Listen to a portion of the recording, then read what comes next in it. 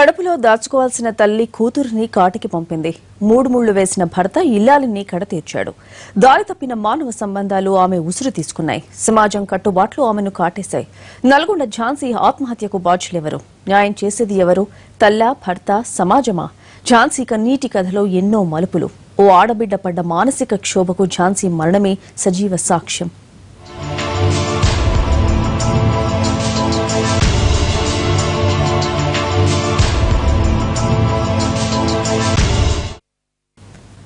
ఓ అబల చదువుకోవాలనుకుంది, కానీ చదువు పూర్తి కాకుండానే ప్రాణాలు తీసుకుంది. అందుకు కారణం ఒకటి కాదు, కష్టాలన్నీ కక్షగట్టినట్టు ఆమెపై యుద్ధానికి దిగాయి. వీరనారి పేరు పెట్టుకున్న విసిగిపోయి చివరకు ఓడిపోయింది. తల్లి తీసుకున్న అప్పు ఆ యువతి ప్రాణాలకు ముప్పైంది. ఎవరో చేసిన పాపానికి ఆమె జీవితం బలైంది. నల్గొండ జిల్లాలో కాల్ మనీ తరహా ఘటన ఇప్పుడు కలకలంగా మారింది.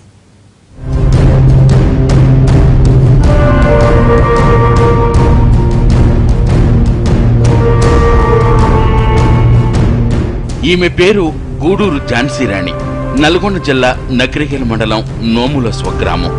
అందరూ ఆడపిల్లల్లాగే తనకు బాగా చదువుకోవాలని, మంచి భర్త రావాలనే కలలు కనేది.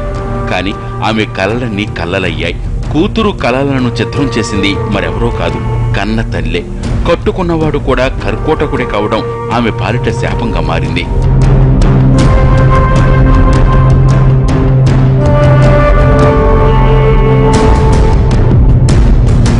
పల్లెటూరులో పెరిగిన ఝాన్సీ రాణికి చదువుకోవాలని ఉండేది. అయితే బీటెక్ 2వ సంవత్సరంలోనే ఆమెకు పెళ్లి చేసింది తల్లి.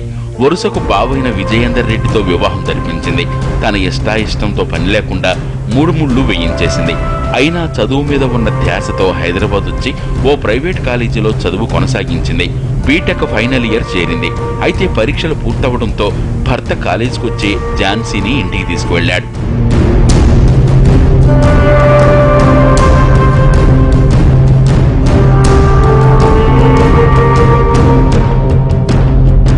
మే 23న కాలేజీ నుంచి ఇంటికి వెళ్లింది ఝాన్సీ. 24న శవమై తేలింది. ఆమె పురుగుల మందు తాగి ఆత్మహత్య చేసుకుందని కుటుంబ సభ్యులు గగ్గోలు పెట్టారు. భర్త స్వగ్రామం నల్గొండ జిల్లా దీపకుంట తీసుకువెళ్లి దహన సంస్కారాలు జరిపించారు. అంతటితో ఓ అభాగ్యురాలి జీవితం ముగిసిపోయింది. అయితే అంతకంటే ఒకరోజు ముందు ఆమె చేసిన ఓ పని ఎన్నో నిజాలను సమాధి కాకుండా కాపాడింది. పెళ్లి, తల్లి, భర్త అనే సంఖ్యలు తనను ఎంతగా వేధించాయో ప్రపంచానికి తెలియజేసింది.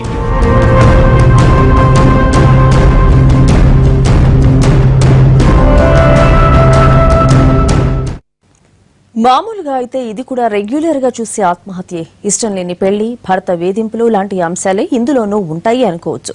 కానీ అంతకు మించిన ఎన్నో అంశాలు ఈ ఝాన్సీ కథలో ఉన్నాయి. అవన్నీ తన స్వహస్తాలతో రాసిన లేఖల్లో బయటపడ్డాయి. ఆర్థిక అంశాలు, వావి వరసలు లేని సంబంధాలు తన జీవితాన్ని ఎలా బలిపశువును చేశాయో తేటలం చేశాయి.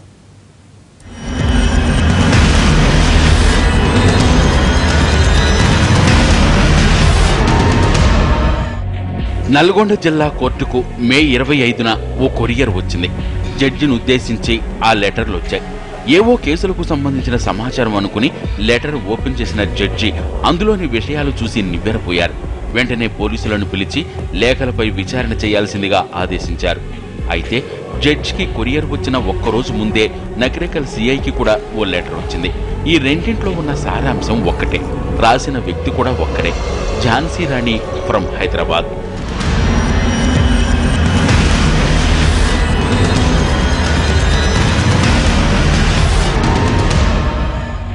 మా అమ్మ, నా భర్త నన్ను వ్యభిచార రొంపిలోకి దించే ప్రయత్నం చేస్తున్నారు. నాకు ప్రాణభయం ఉంది. దయచేసి నాకు రక్షణ కల్పించండి అని వేడుకుంటూ ఝాన్సీ ఆ లేఖలు రాసింది. జిల్లా జడ్జి సిఐలకే కాదు, సీఎం కేసీఆర్, జిల్లా కలెక్టర్, ఎస్పీలకు కూడా కొరియర్లు పంపింది. ఆ లేఖలంది వారు స్పందించేలోగానే ఆ అభాగ్యురాలు మృత్యువుడికి చేరుకుంది. అయితే లేఖల్లో ఉన్నవి ఈ 4 ముక్కలే కాదు, ఆమె మనోవేదనంతా అక్షరీకరించింది.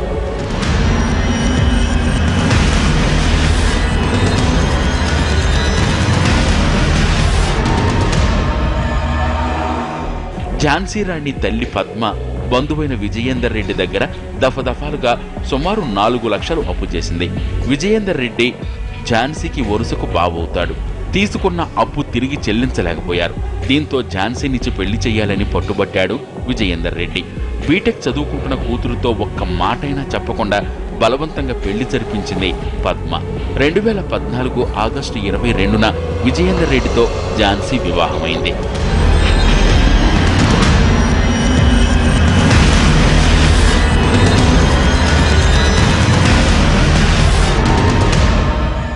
వివాహమైన రోజు నుంచి తాను ఎంతటి మనోవేదన, మానసిక క్షోభ అనుభవించిందో లేఖల్లో ప్రస్తావించింది ఝాన్సీ. భర్త తన పట్ల అనుచితంగా ప్రవర్తించేవాడని లేఖలో పేర్కొంది. విజయేందర్తో పెళ్లి ఇష్టం లేకపోవడంతో దాంపత్య జీవితానికి దూరంగా ఉండే ప్రయత్నం చేశానని, అందుకు భర్త తనను బలవంతం పెట్టేవాడని లేఖలో రాసింది. ఒకానొక దశలో తనకు విడాకులు కావాలని కోరినప్పుడు 20 లక్షల రూపాయలు చెల్లించాలని డిమాండ్ చేశాడని తెలిపింది. అంత డబ్బు చెల్లించే స్తోమత తనకు లేదని చెప్పడంతో వ్యభిచార గృహానికి అమ్మేస్తానని, దాని ద్వారా వచ్చే డబ్బులను తాను తీసుకుంటానని బెదిరించేవాడని లేఖలో పేర్కొంది ఝాన్సీ.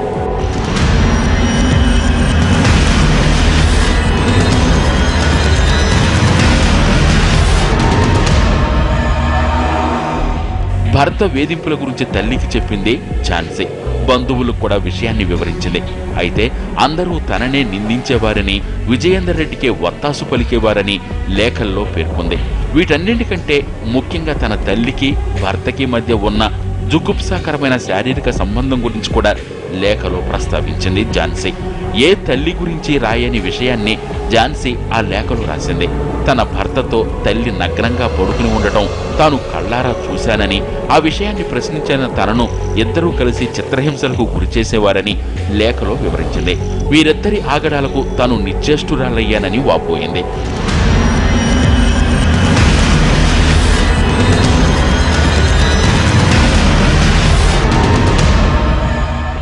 దాదాపు ఏడాదిన్నరగా నరకం అనుభవించింది ఝాన్సీ. అటు తల్లి, ఇటు భర్త, మధ్యలో చెప్పినా పట్టించుకొని బంధువులు, వీటి మధ్య చదువు, ఇవన్నీ ఆమెను మరింత కుంగదీశాయి. అయితే పరీక్షలు పూర్తవడంతో తన భర్త ఇంటికి తీసుకువెళ్లడానికి వస్తున్న విషయం ఆమెకు తెలిసిందే. మళ్లీ నరక కూపంలోకి వెళ్లక తప్పదని భావించిన ఆమె తనను ఎవరైనా రక్షిస్తారేమోనని ఆశతో అందరికీ లేఖలు రాసింది. ఆ తర్వాత భర్తతో కలిసి నకిరేకలకు వెళ్ళింది. ఆమె కోరుకున్నట్టు లేఖలు చేరాయి, కానీ ప్రాణాన్ని మాత్రం కాపాడలేకపోయాయి.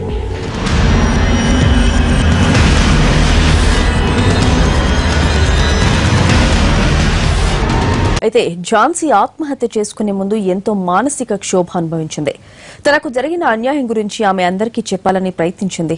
ముఖ్యమంత్రికి, జిల్లా జడ్జికి, స్థానిక పోలీస్ అధికారులకు ఆమె లేఖ రాసింది. ఆ లేఖ చదివిన వాళ్లకు ఝాన్సీ పడ్డ నరకం కళ్ల ముందు కనబడుతోంది.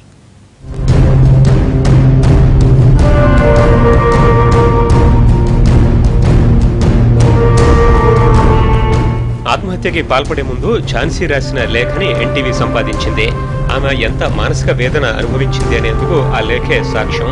3 పేజీల ఆమె లేఖలో కొంత భాగాన్ని సేకరించగలిగింది ఎన్టీవీ. ఇంతకీ ఆమె రాసిన లేఖలో ఏముంది? పెళ్లయ్యాక నేను అత్తారింటికి వెళ్లాను. నా అభిష్టానికి వ్యతిరేకంగా నా భర్త బలవంతంగా లైంగిక చర్యలకు పాల్పడేవాడు. చట్టాన్ని గౌరవించే ఓ పౌరురాలిగా, ఓ గృహిణిగా నా భర్త పెట్టే హింసను భరిస్తూ వచ్చాను. అయితే అనేకసార్లు మా సోదరుడు ఇంట్లో లేని సమయం చూసుకుని నాతో చెప్పకుండా నా భర్త మా పుట్టింటికి వెళ్లేవాడు. దీంతో మా అమ్మతో నా భర్తకు అక్రమ సంబంధం ఉందనే అనుమానం మొదటిసారి కలిగింది. ఇలా అనేకసార్లు జరిగింది. ఓ సందర్భంలో మా అమ్మ, నా భర్త రెడ్ హ్యాండెడ్గా దొరికిపోయారు. పడక గదిలో వాళ్ళిద్దరూ లైంగిక వాంఛ తీర్చుకోవడం చూసి షాక్ అయ్యాను. ఇది చాలా దారుణం. దుఃఖాన్ని దిగమింగుకోవడం మినహా ఏమీ చేయలేని నిస్సహాయ స్థితిలో పడిపోయాను. నా బాధని ఎవ్వరికీ చెప్పుకోలేని దుస్థితి నాది. ఎందుకంటే నా మాట వినేవాళ్లు ఎవ్వరూ లేరు. నా అత్తింటి వారు కూడా నా భర్తనే వెనకేసుకొస్తారు. ఇక పుట్టింట్లో కూడా నా మాటకు విలువలేదు. నాకు తండ్రి లేకపోవడం వల్ల మా అమ్మదే పెద్దరికం. ఆమె ఇంటి యజమాని, కానీ ఆమెకు నా భర్తతో అక్రమ సంబంధం ఉండడం వల్ల ఆయన్నే వెనకేసుకొస్తోంది. నా భర్తతో కలిసి ఉండలేనని, వైవాహిక జీవితాన్ని కొనసాగించలేనని అనేకసార్లు మా అమ్మకు చెప్పాను. అయితే మా అమ్మ నా మాట పట్టించుకోలేదు. నా భర్తతో ఆమెకు అక్రమ సంబంధం ఉండడమే దీనికి కారణం. ఎందుకంటే నేను నా భర్త నుంచి విడిపోతే వాళ్ల మధ్య నడుస్తున్న అక్రమ సంబంధానికి ఇబ్బంది కలుగుతుంది. వాళ్ళ అక్రమ సంబంధం కొనసాగాలంటే నేను నా భర్తతో కలిసి జీవించడం తప్పనిసరి. కానీ దానికి నేను అంగీకరించలేకపోయాను. భర్తతో కలిసి జీవించడానికి నిరాకరించడంతో పాటు బీటెక్ కోర్సులో కూడా జాయిన్ అయ్యాను. హైదరాబాద్ నాదేర్గుల్ ప్రాంతంలో ఉన్న MVSR కాలేజీలో బీటెక్ కోర్సులో చేరాను. అలాగే సంతోష్ నగర్లో ఉన్న IS సదన్ హాస్టల్లో ఉంటూ విద్యను కొనసాగించాను. మొదటి ఏడాది పరీక్షలు పూర్తయ్యాయి. నన్ను తీసుకెళ్లడానికి వస్తున్నట్లు నా భర్త తల్లి నుంచి సమాచారం వచ్చింది. అయితే వాళ్ళు ఎక్కడికి తీసుకెళ్తున్నారన్నది నాకు తెలీదు. ఇది ఝాన్సీ ఆవేదన. ఇంత దారుణాన్ని ఎవరైనా మాటల్లో ఎలా చెప్పగలరు? ఇలాంటి భర్తలు తల్లులు కూడా ఉంటారనే విషయాన్ని, వాళ్ల చేతిలో తాను అనుభవించిన నరకాన్ని తన నోటితో చెప్పలేకపోయినా లేఖ రూపంలో ప్రపంచానికి చెప్పింది. ఇంతటి దుఃఖాన్ని దిగమింగుకుని జీవితంలో రాజీపడి జీవించలేకపోయింది ఝాన్సీ. అందుకే బలవన్మరణాన్ని ఆశ్రయించింది.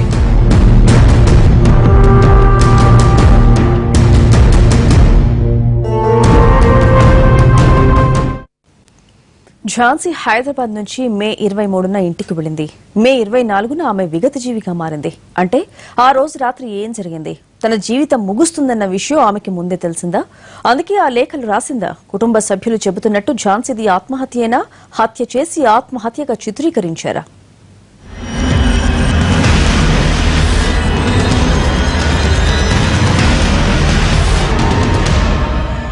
ఝాన్సీ రాణి రాసిన లేఖలు, ఆమె మరణానికి ముందు జరిగిన ఘటనలు చూస్తే ఆమెది ఆత్మహత్యనా అనే సందేహాలు కలగక మానవు. ఎవరైనా హతమార్చి సూసైడ్గా క్రియేట్ చేశారా అనే అనుమానాలు కూడా ఉన్నాయి. ఒకవేళ ఆత్మహత్య చేసుకోవాలని ముందే నిర్ణయించుకున్నట్లయితే తాను రాసిన లేఖలో ఆ విషయాన్ని కూడా స్పష్టంగా రాసి ఉండేది. నా ప్రాణానికి హాని ఉంది, నన్ను రక్షించండి అని ఆమె లేఖ రాసిందంటే దీని వెనుక ఏదో పెద్ద కథే ఉందన్న అనుమానాలు వ్యక్తమవుతున్నాయి. పైగా ఇంటికి వెళ్లిన రోజు రాత్రి చనిపోవడం ఆ అనుమానాలకు బలం చేకూరుస్తోంది.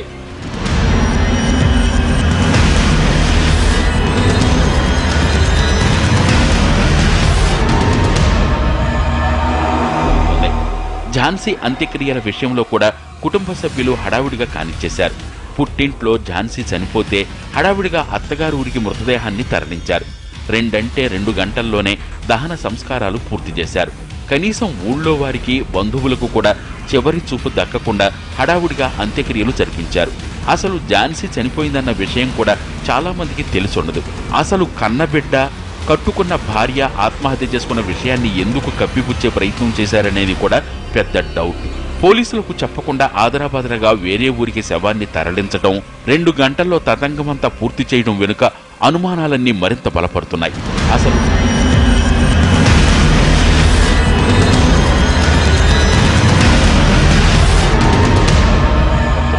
అసలు ఆ రోజు రాత్రి ఏం జరిగిందనేదే ఇప్పుడు ప్రధానంగా మారింది.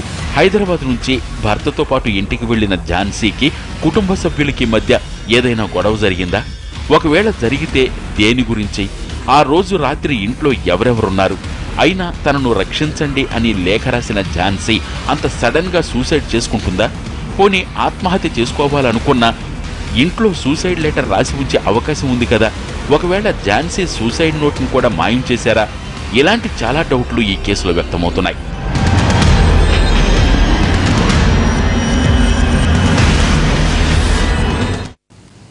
ఝాన్సీ మరణంపై అనేక అనుమానాలు వ్యక్తమవుతున్నాయి. ఆమెను ఇంటికి తీసుకెళ్లేందుకు భర్త హైదరాబాద్ వస్తున్నప్పుడే తన వెంట పురుగుల మందు తెచ్చాడని పోలీసులు అనుమానిస్తున్నారు. దీంతో ఝాన్సీ అంత్యక్రియలు జరిగిన చోటు నుంచి ఆమె అస్థికల నమూనాను అధికారులు సేకరించారు. దగ్గరలో దీపకుంటలో దాన సంస్కారాలు జరిగినాయి. అక్కడ ఆ చావు మీద అనుమానం ఉందని చెప్పి దాని మీద ఇంక్వెస్ట్ ఇచ్చినారు. దాని ప్రకారం ఈరోజు ఉదయం మరి ఎక్కడైతే ఝాన్సీ అనే అమ్మాయిని దహన సంస్కారాలు చేసినారో ఆ ప్రాంతానికి మనం ఇక్కడ ఉన్నాము. ఈ ప్రాంతంలో మరి దానికి మృతురాలకు సంబంధించిన కొన్ని తగలబడినటువంటి కొన్ని ఎముకలు అవి బోన్స్ అవి మనం కలెక్ట్ చేయడం జరిగింది. ఎవరు చెప్పకుండా, ఎవిడెన్స్ లేకుండా, పోలీస్ కేసు కాకుండా వాళ్ళ అత్తగారు ఊరైన దీపకుంటకు తీసుకొచ్చి నైట్ పెట్టి మార్నింగ్ 11 o'clock దీన్ని తగలబెట్టిన విషయం తెలిసి దానిపైన విచారణ చేసుకుని ఆ మదర్ను కూడా ఎగ్జామిన్ చేస్తున్నాం. దానిపైన సాక్ష్యాలు తారుమారు చేసిన కేసు డిసపియరెన్స్ ఆఫ్ ఎవిడెన్స్ అని 201 IPC లోపల ఆమె ఆత్మహత్య కారణమైన వ్యక్తులపైన కేసు రిజిస్టర్ చేసి ఆమె హరాస్మెంట్ సెక్సువల్ కానీ ప్లస్ హరాస్మెంట్ ఏ రకంగా ఇది చేస్తున్నారో దాని మీద abet commit suicide under section 302 IPC కింద కేసు రిజిస్టర్ చేసి ఝాన్సీ చదువుకునే నిమిత్తం హైదరాబాద్ సంతోష్ నగర్లోని శ్రీ సాయి విమెన్స్ హాస్టల్లో 3 ఏళ్ల పాటు ఉంది. ఆత్మహత్య చేసుకోవడానికి 2 రోజుల ముందు హాస్టల్ ఖాళీ చేసి వెళ్లింది. హాస్టల్లో ఝాన్సీ స్నేహితులు, హాస్టల్ నిర్వాహకులతో ఎలా ఉండేది, ఆమె మృతి వార్తతో వారేమనుకుంటున్నారు అనే అంశాలపై మా కరెస్పాండెంట్ రాధాకృష్ణ అందిస్తారు. హైదరాబాద్లో బీటెక్ చేస్తూ ప్రస్తుతం ఆమె నివాసం ఉంటున్న హాస్టల్ ఝాన్సీ నకరికల్లో ఆత్మహత్య చేసుకున్న బీటెక్ పూర్తి చేసిన విద్యార్థి నివాసం ఉన్న హాస్టల్ వద్ద ప్రస్తుతం ఉన్నాం. ఇదే హాస్టల్లో గత 3 ఏళ్లుగా ఆవిడ ఇక్కడే చదువుకుంటూ ఉండేది. బీటెక్ కూడా కంప్లీట్ చేసింది. నకరికల్లో ఆమె ఆత్మహత్య చేసుకోవడం జరిగింది. ప్రస్తుతం ఝాన్సీ ఏ విధంగా ఉండేది, హాస్టల్లో ఎంతకాలంగా ఉంటుంది, ఆమె బిహేవియర్ ఏ విధంగా ఉండేది, ఎప్పుడన్నా ఆమెకు సంబంధించిన కష్టాసుఖాలు కానీ పంచుకున్నదా అన్న కోణంలో ఒకసారి హాస్టల్ నిర్వాహకుడు కూడా ఉన్నాడు రఘువారెడ్డి, ఒకసారి ఆయన అడిగి తెలుసుకున్నాం. ఎంతకాలంగా ఝాన్సీ మీ దగ్గర ఉంటుంది, ఆమె ఎప్పుడన్నా ఆమెకున్న బాధలు కానీ ఏమన్నా వాళ్ళ సహచరులకు ఏమైనా చెప్పుకున్నట్లు మీకు ఏమైనా చెప్పారా? ఆ అమ్మాయి ఝాన్సీ అనే అమ్మాయి బీటెక్ సెకండ్ ఇయర్లో మా హాస్టల్కి వచ్చింది. అదే సంవత్సరం సెకండ్ ఇయర్లో మ్యారేజ్ కూడా చేసుకుంది. ఇంకా second year, third year, fourth year వరకు మాదే హాస్టల్ ఉంది. ఆయనకు మంచి సిన్సియర్ అమ్మాయి, మంచి క్లాస్ స్టూడెంట్. ఇక మా ఝాన్సీ అంటే మా హాస్టల్లో మంచి పేరు ఉంది. మంచి ఫైనల్ ఎగ్జామ్ ఏదైతే May 23 నాడు లాస్ట్ ఎగ్జామ్ అయింది కదా, ఆ రోజు ఎగ్జామ్ అయిపోయిన తర్వాత మళ్ళీ బాగా వచ్చి ఇంకా అదే రోజు తీసుకొని వెళ్ళిపోయాడు. వెళ్ళిపోయిన 2-3 రోజులకే మాకు వార్త తెలిసింది. మాకు చాలా బాధాకరంగానే ఉంది విషయం. ఎప్పుడన్నా చెప్పేదా ఇట్లా నాకు ఇష్టం లేని పెళ్లి చేశారని కానీ ఆ విధంగా? అటువంటిది ఏం లేదు. మా తాన 60 మంది స్టూడెంట్స్ ఉన్నారు కదా, వాళ్ళ ఫ్యామిలీ విషయాలకు మాత్రం నేను ఎవరిని అడగలేదు. ఇంకా అందరు లేక ఆ అమ్మాయి మాత్రం కలిసిమెలిసి అందరికీ సిన్సియర్గా ఉండేది. అమ్మాయి ఝాన్సీ అంటే మంచి పేరు ఉంది. ఆమె మీద మాకు మంచి అభిప్రాయం ఉంది. సంతోష్ నగర్లో శ్రీ సాయి హాస్టల్లో ఇదే రూమ్లో ఝాన్సీ సుమారు second year, BTech second year నుండి 4th ఇయర్ వరకు కూడా, అంటే బీటెక్ కంప్లీట్ చేసేంత వరకు కూడా ఆవిడ ఇదే రూమ్లో, ఇదే బెడ్ పైన ఇక్కడే ఆవిడ ఉన్నది. ఆమె సహచరులతోటి ఇక్కడే ఉండడం జరిగింది. హాస్టల్లో అందరితోటి కలగొలుపుగా ఉండేది, అందరితోటి మాట్లాడేది. ఎక్కడ కూడా ఏ రోజు కూడా తన కష్ట సుఖాలను మాత్రం బయటికి చెప్పుకునేది కాదు అనేది చెప్తున్నారు. May 23 నాడు ఎగ్జామ్ అయిపోయిన తర్వాత మరుసటి రోజు ఆమె బావ వచ్చి హాస్టల్ ఖాళీ చేయించి తీసుకొని వెళ్ళాడని చెప్తున్నారు. అలాగే 3rd ఇయర్లో ఆమెకు మ్యారేజ్ అయ్యింది.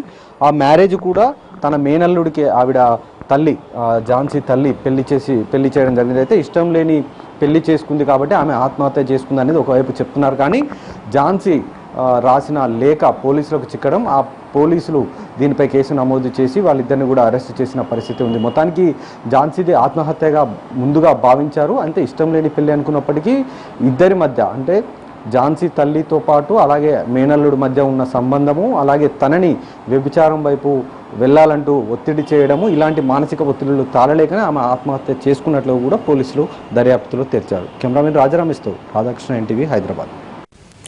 ఝాన్సీ మరణం వెనుక మిస్టరీని ఛేదించే పనిలో ఉన్నారు పోలీసులు. ఆమె తల్లి పద్మ, భర్త విజయేందర్ రెడ్డిలను అరెస్ట్ చేశారు. ఆత్మహత్యకు ప్రేరేపించడం, ఆధారాలు లేకుండా చేశారనే కోణంలో కేసు నమోదు చేశారు. దీంతో పాటు ఏడాదిన్నరగా జరుగుతున్న వ్యవహారాలు, ఆర్థిక లావాదేవీల సంగతిని కూడా తేల్చే పనిలో పడ్డారు. లేఖలో ఝాన్సీ ప్రస్తావించిన అన్ని అంశాలు కేసులో కీలకం కానున్నాయి.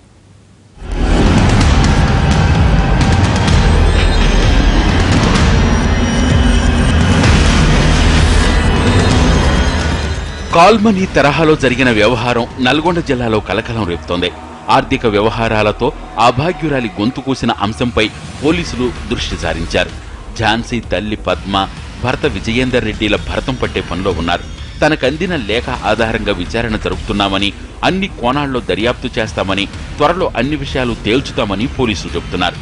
అయితే 23 తారీఖు నాడు ఎగ్జామ్స్ అయిపోయిన తర్వాత భర్త మేము తీసుకురానికి పోయినప్పుడు భర్త తీసుకొచ్చినాక కూడా మళ్ళీ ఇక్కడ హరాస్మెంట్ చేస్తాడన్న దృష్టితో ఆమెకు స్టేషన్ ఆఫీసర్ నకరకల్కి అడ్రస్ చేసుకుంటూ ఒక కంప్లైంట్ రాసి రిజిస్టర్ పోస్ట్ ద్వారా చేసి నకరకల్కి వచ్చింది. నకరకల్కి వచ్చిన తర్వాత వచ్చిన మరుసటి రోజు 5 గంటలకు ఆత్మహత్య చేసుకున్నట్టు తెలిసింది. ఆత్మహత్య చేసుకుంటే భర్త పైన మిగతా వ్యక్తులపైన కేసు అవుతుందన్న దృక్పథంతో డెడ్ బాడీని ఇమీడియట్ అత్తగారి ఊరైనా దీపకుంటకు తీసుకుపోయి అక్కడ పెట్టి నెక్స్ట్ డే బంద్ చేసినారు, అంత్యక్రియలు చేసినారు. అయితే ఈ విషయం లోపల మాకు వచ్చిన లెటర్ ఆధారంగా మేము విచారణ చేస్తే అమ్మాయి చనిపోయిన విషయం నిర్ధారణ అయింది. ఆ చనిపోయిన విషయం పోలీసుకి ఇన్ఫార్మ్ చేయకుండా సాక్ష్యాధారాన్ని తారుమారు చేసిన కేసు ప్లస్ ఆమె ఆత్మహత్యకు ఎవరైతే కారణాలు ఉన్నారో ఆమె ఇచ్చిన కంప్లైంట్ లోపల ఉన్న బాధ్యులపైన చట్టపరంగా చర్యలు తీసుకొని కేసు నమోదు చేసి దర్యాప్తు చేస్తున్నాం. నా భర్త విడాకులు కావాలంటే 20 లక్షల డబ్బు అడుగుతున్నాడు. ఇవ్వకపోతే వ్యభిచార కోపానికి అమ్మేస్తానంటున్నాడు అంటూ ఝాన్సీ లేఖ రాస్తే మా అల్లుడు వెరీ గుడ్ అంటూ విజయేందర్ రెడ్డికి సర్టిఫికేట్ ఇస్తోంది ఝాన్సీ తల్లి పద్మ. తన కూతురే చిత్ర విచిత్రంగా ప్రవర్తించేదని, మోభావంగా ఉండేదని చెబుతోంది. లేఖలో రాసిన విషయాలన్నీ అబద్ధాలన్నీ చెప్పుకొచ్చింది. ఇప్పుడు ఏం చెప్పకపోయేది, ఏం అడిగినా కూడా మెసేజ్లు చేసుకుంటా ఊకి సెల్ పట్టుకుంటా ఇది చేసుకుంటా కూర్చునేది. అట్లా ఏం లేదు. లెటర్ గురించి అది మాకు తెలియదు, ఆమె ఎట్లా రాసింది తెలియదు, ఆమె ఎట్లా అనుకున్నది తెలియదు. ఆమె అన్ని చేయాలని చేసుకుని అట్లా చేసింది అటస్తిగా.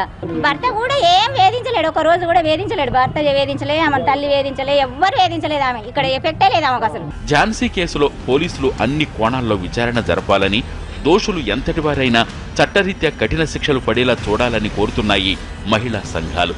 మానవ సంబంధాలను దెబ్బతీస్తున్న ఇలాంటి వారి పట్ల కఠినంగా వ్యవహరించాలని డిమాండ్ చేస్తున్నాయి. ఈ నిందితులు ఎవరైతే వేధింపులకు గురి చేసి అమ్మాయి చావుకు ఎవరైతే కారకులైనరో అటు భర్త కానీ తల్లి కానీ వీళ్ళని కఠినంగా శిక్షించాలని చెప్పేసి, వీళ్ళని ఇమీడియట్గా అరెస్ట్ చేయాలని చెప్పేసి, అసలు ఎందుకు పాయిజన్ తీసుకోవాల్సిన అవసరం ఎందుకు వచ్చిందని చెప్పేసి, అంటే ఇవన్నీ కూడా పక్కదారి పట్టించే పద్ధతిలో ఈరోజు అంత్యక్రియలు చేయడానికి సిద్ధమయ్యారంటే ఇమీడియట్గా అరెస్ట్ చేయాలని చెప్పేసి కూడా మేము ఐద్వా తరపున డిమాండ్ చేస్తూ ఉన్నాం. ఏదేమైనా ఝాన్సీ జీవితంలో దాగిన సత్యాలు బయటికి రావాల్సిందే. ఒక ఆడపిల్ల జీవితం అర్ధంతరంగా ముగిసిపోవడానికి కారణమైన వారికి శిక్ష పడాల్సిందే.